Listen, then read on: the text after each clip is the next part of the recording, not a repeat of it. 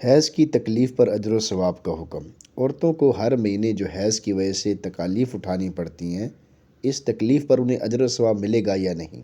الجواب: عورتیں حالت حیض میں جو تکلیف اٹھاتی ہیں اس پر اجر و ثواب ملے گا۔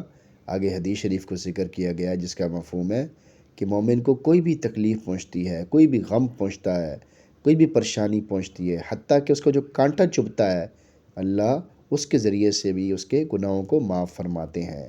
پھر ایک اور حدیث بھی ذکر کی گئی ہے۔ ان احادیث سے واضح طور پہ معلوم ہوتا ہے کہ مسلمان جو بھی تکلیف برداشت کرتا ہے اس پر بے شمار اجر و ثواب کا مستحق ہو جاتا ہے، چاہے وہ تکلیف حیض کی ہو یا کوئی اور تکلیف ہو۔